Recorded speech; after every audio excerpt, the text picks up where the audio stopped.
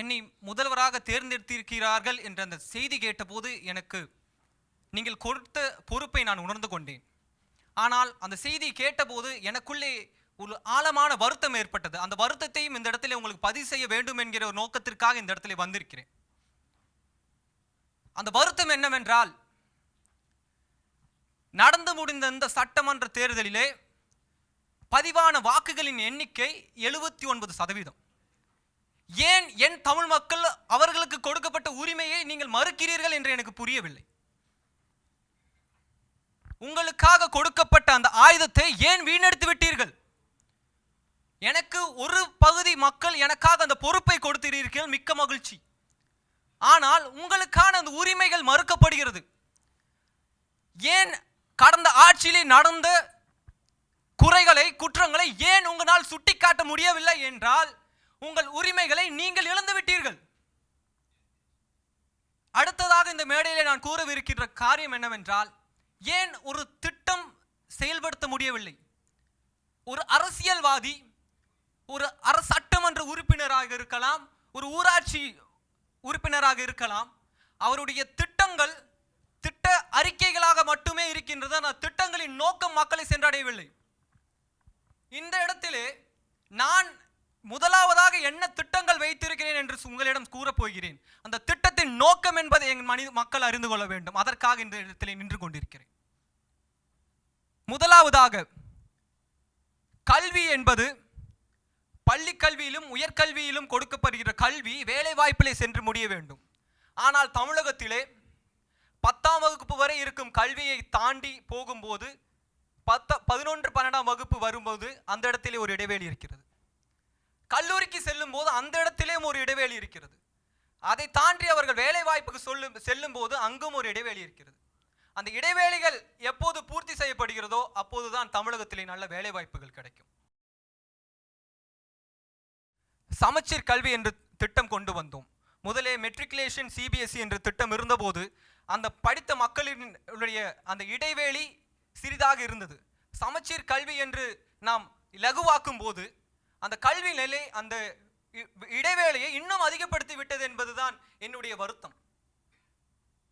Continuous comprehensive evaluation என்று சொல்லப்படுகிற புதிய திட்டம் நான் அந்த சமச்சீர் கல்வி திட்டத்தின் அடிப்படை. இந்த திட்டமானது மக்களை இன்னும் முழுவதுமாய் சென்றடைய வேண்டும். ஒவ்வொரு மாணவனும் அதை என்னவென்று புரிந்து கொள்ள வேண்டும்.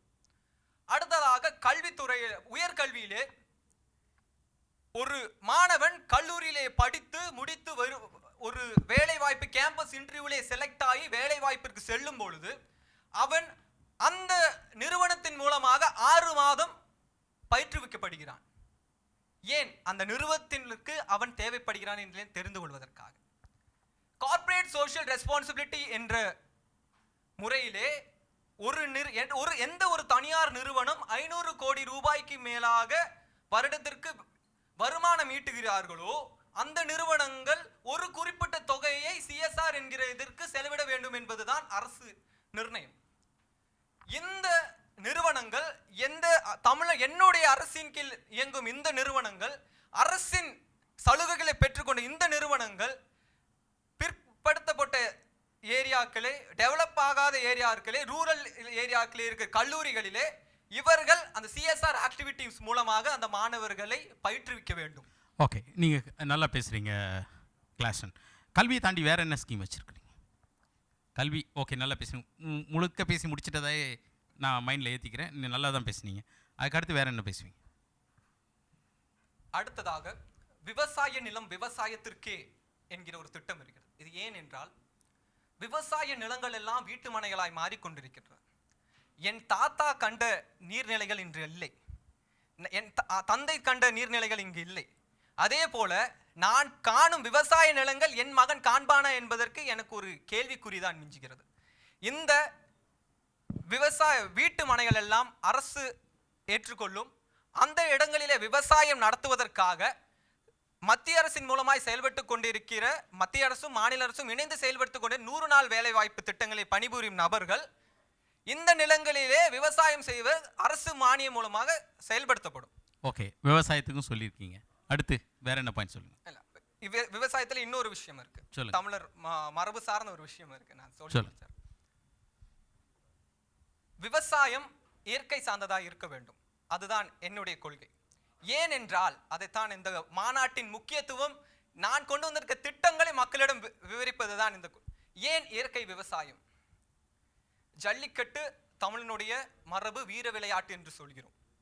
அதே போலத்தான் இயற்கை சார்ந்த உணவுகளை நாம் உட்கொள்ளும் பொழுது நம்மளுடைய தலைமுறை எங்கும் நம்மளுடைய என்னுடைய தாத்தாவை பற்றி சொல்வதற்கு நான் பலம் வாய்ந்தவனாக இந்த மேடையில் நின்று கொண்டிருக்கிறேன். எனக்கு மூதாதையர்களை பற்றி சொல்வதற்கு நான் மேடையில் நின்று கொண்டிருக்கிறேன்.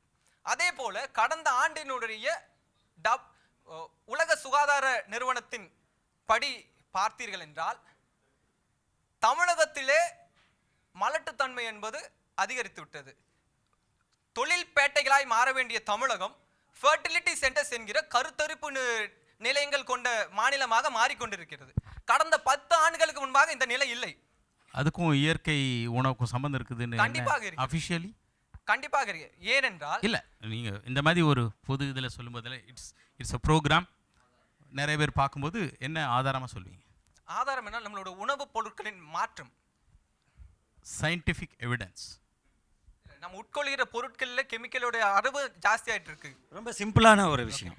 நீங்கள் சொன்னீங்க உங்கள் தாத்தா பார்த்த விளைநிலங்கள் உங்கள் அப்பா பார்க்கல, உங்கள் அப்பா பார்த்த விளைநிலங்களை நீங்கள் பார்க்கல, உங்கள் பிள்ளை விளைநிலங்களையே பார்ப்பானான்னு தெரியல. நீங்கள் ஏன் அந்த தாத்தா பார்த்த விளைநிலத்தை ஏன் அப்பா பார்க்க முடியல? அது ஒரு மாற்றம். ஒரு அரசு என்பது ஒரு சமுதாயத்தை உயர்த்தும் போது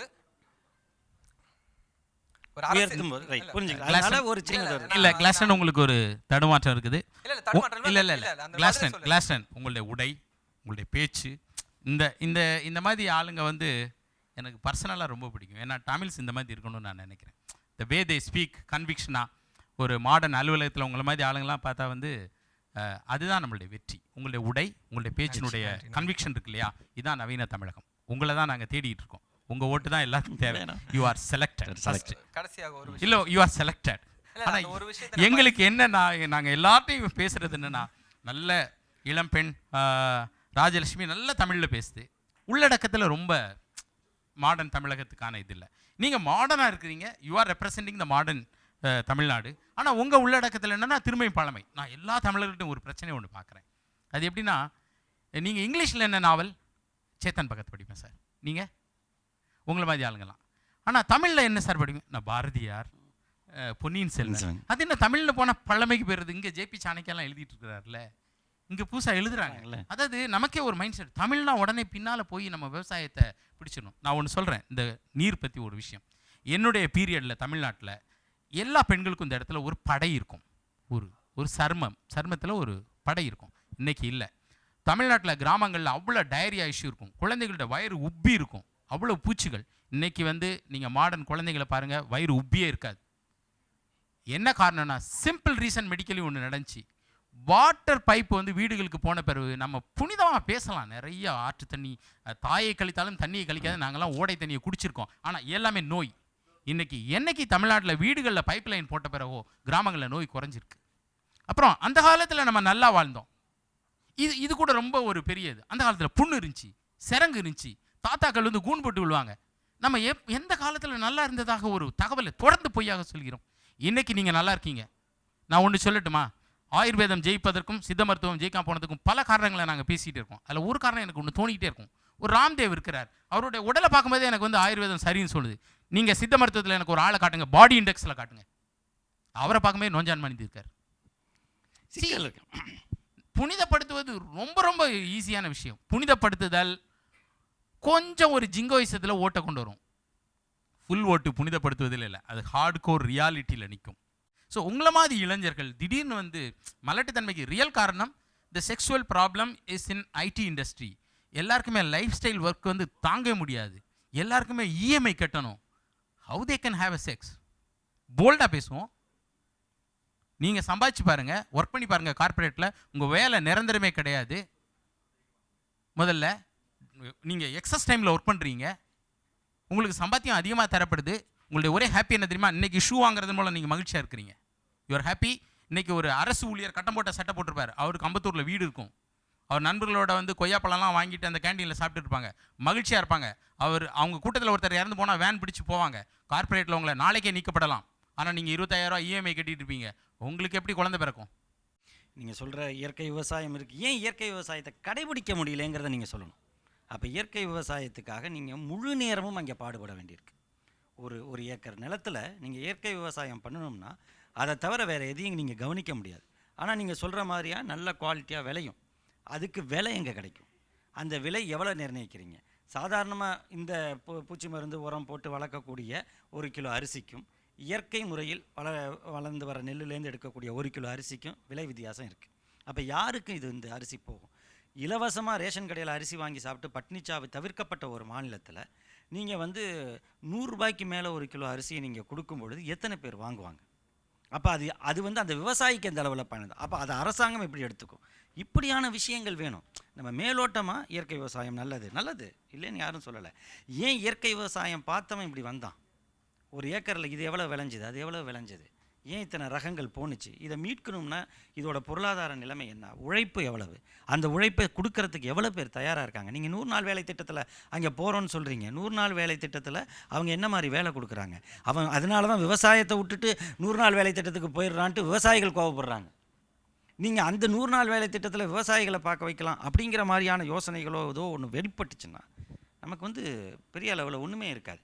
அப்புறம் ஒன்று அழகாக கேட்டிங்க, ஏன் தமிழக வாக்காளர்கள் இவ்வளோ தான் 80% குறைவாக தான் ஓட்டு போட்டிருக்காங்க, மிச்சம் எங்கே போனாங்க அப்படின்னு கேட்டிங்க.